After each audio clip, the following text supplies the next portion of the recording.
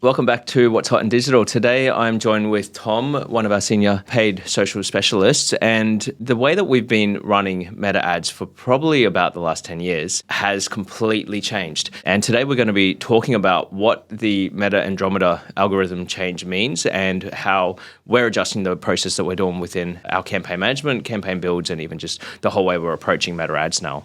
Thom, welcome. Thank you for having me. This is probably the biggest shift I think we've seen in the way that to approach meta ads in, a very long time.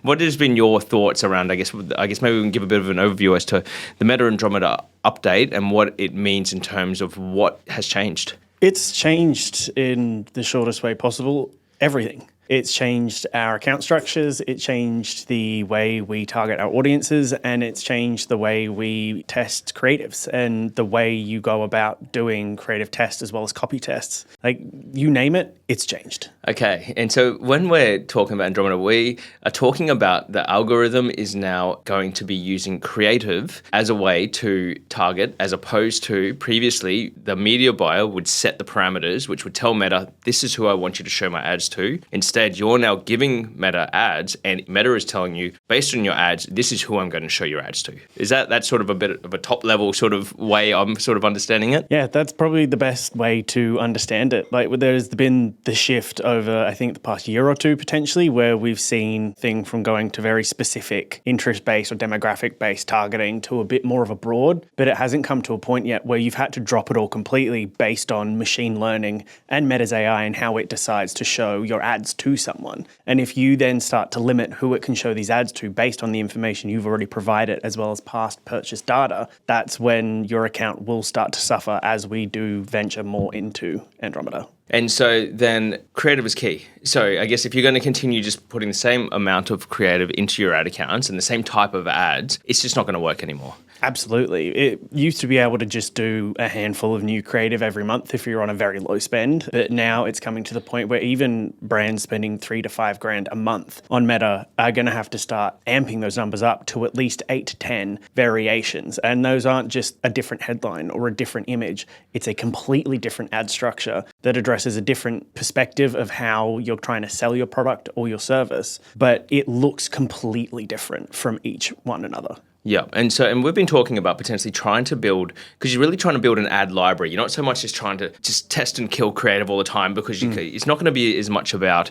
hey, this ad's getting a CPA of whatever our target is anymore and kill everything else off. The approach to this, and from what I've been reading and the case studies and different things we've been researching, is that the Meta is now going to be approaching it as a full funnel picture rather than just throw an ad out there and measure it by a single ad success. So what we want to be doing is with this single ad, this campaign structure, which we'll be getting into a bit more about the structuring, but looking at it as a full funnel approach and having as many different touch points and as many different messages that are going to appeal to people in different stages of the funnel. So you're not just going, hey, buy my shit. You're giving them a whole journey from introduction to your product to even a promotional offer down the bottom, and it's all living in the one place, as opposed to tiered out structured campaigns where it'd be like, this is my top of funnel, exclude everybody else. This is my bottom of funnel, let's get rid of all of our cold traffic, but you're putting it all together in one. Absolutely. In some ways, for a marketer, that is magic, because it's less campaigns that we have to look at.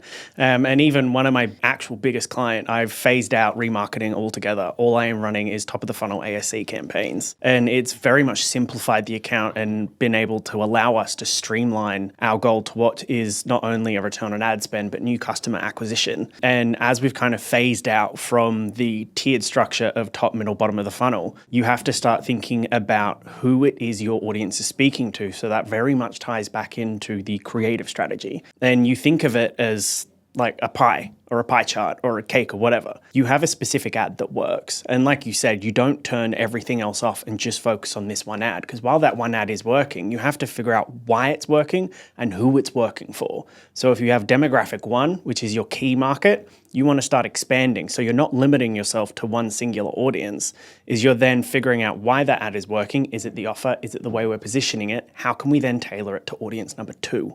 So then that is how we're going to start expanding our audiences to reach a greater group of people. And that's how Andromeda is going to start shaping the way our ads are being presented to people. Exactly. And so that if you're looking at it and if you're thinking in the previous mindset of, all right, cool, we've got our avatar here, let's just throw one ad out there and hope that it's going to talk to them, and we're going to force it for them to see it because we're going to push it in front of them and put as much budget behind it, and you're going to get reach there.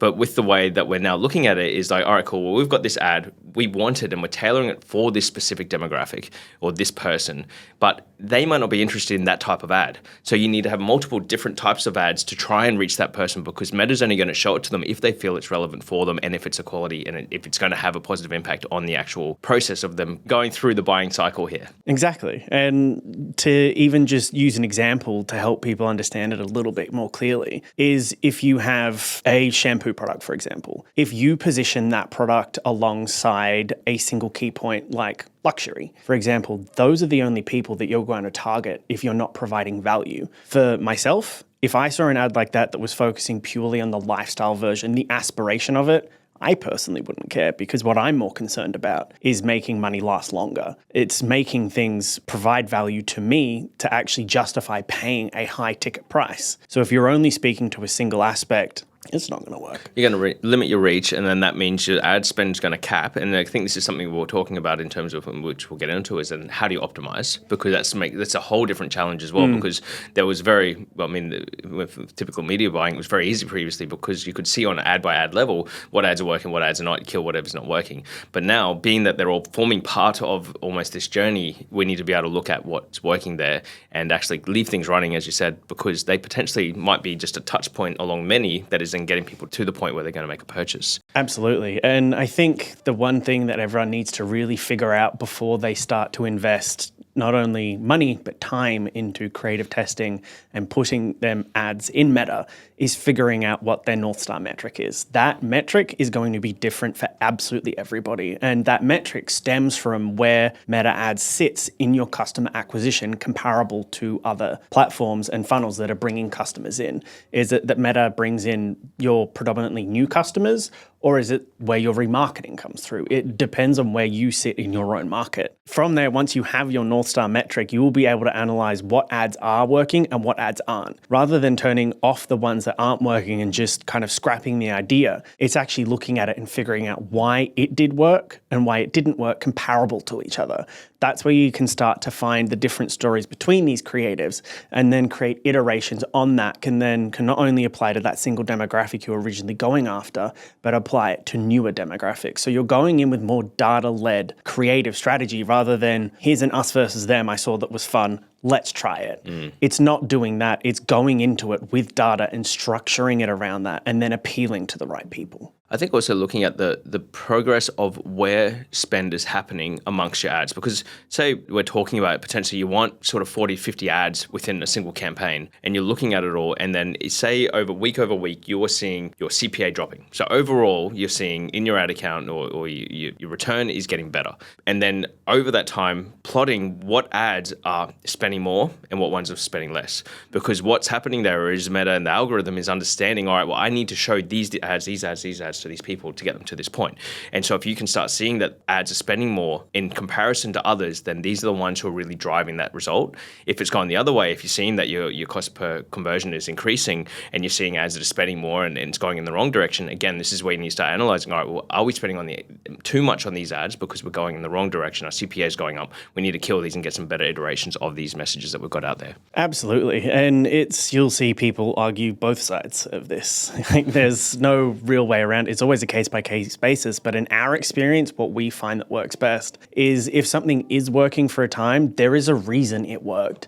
A creative will fatigue eventually. It will never always work, and eventually you will need to turn the ad off. The thing you need to figure out is why it worked, and then from there, was it an aspect around value that was the proposition to why someone should pay so much for a product? How else can we show that? Is it through doing a video iteration, a carousel? Is it through doing a UGC type of thing? Is it doing a founder story that then relates into how they manufactured the product and did the research and went through everything to justify the price, and that's why it costs what it is, and that's why it performs the way it does. So many different ways you can go about it, but always ensuring that you are paying close attention to the metrics that matter the most to you and your business. Well, I think that we've given a pretty good overview of what Meta Andromeda is at this point, but I think it's going to change what we're doing. So we're going to be continually doing more updates. We're going to do a follow-up episode to this, which is going to be around creative diversity, because as we've said, that creative is completely the key now to making Meta ads work. It's always been a very important part, but you had a little bit of control over the media buying side of things, but now it's really just creative is the whole part of it now. So we're going to talk about our process and how we're approaching that in the follow-up episodes from here. Thom, thanks for joining me today on the show. Yeah, thanks for having me.